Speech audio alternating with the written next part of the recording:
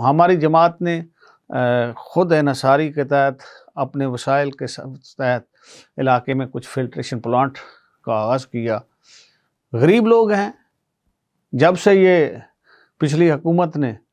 आटे की मसनूई किल्लत पैदा की तो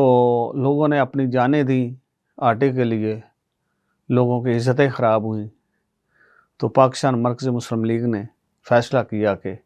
पूरे मुल्क में सस्ती रोटी सस्ता तंदूर के नाम से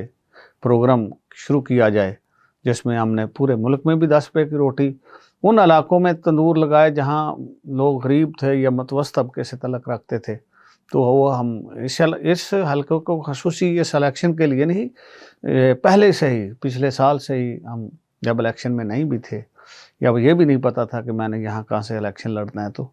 वो चल रहे हैं, हम खिदमत का काम कर रहे हैं। अल्लाह के फजल से हम लोगों से मिलते हैं, बड़ा पॉजिटिव रिस्पांस है। तो मैं यही सोचता हूँ कि हम तो जाते हैं लोगों के पास, तो लोगों को बताते हैं कि भाई हमारे पास तो ना हुकूमत है ना और कोई सरकारी वसाइल हैं, लेकिन हम अपनी मदद आपके तहत इन लोगों की खिदमत करते हैं। तो ये क्या बताएं कि हम हुकूमतों में रह पे भी आपकी सड़क नहीं बना सके, आपकी गलियां नहीं बना सके, आपके लिए हेल्थ का बंदोबस्त नहीं कर सके, आपके लिए पानी का बंदोबस्त नहीं कर सके, आपके लिए रोज़गार का बंदोबस्त नहीं कर सकते, आपके लिए कोई ऐसे वसाइल पैदा नहीं कर सके जिससे आपकी ज़िंदगी में आसानी आए। हाँ, ये बता सकते हैं कि इतना अरसा हुकूमत में रहने से हमारी दौलत में इतना इजाफा हुआ, हमारे बच्चों की इतनी कंपनियां बन गई, इतने जब हम हुकूमत में आए तो फिर हमने ये बिल्डिंग्स ख़रीदी, ये फ़लाने स्क्वायर ख़रीदे, ये फ़लाँ जगह पे जाके हमने ये बिज़नेस किया, ये बता सकते हैं।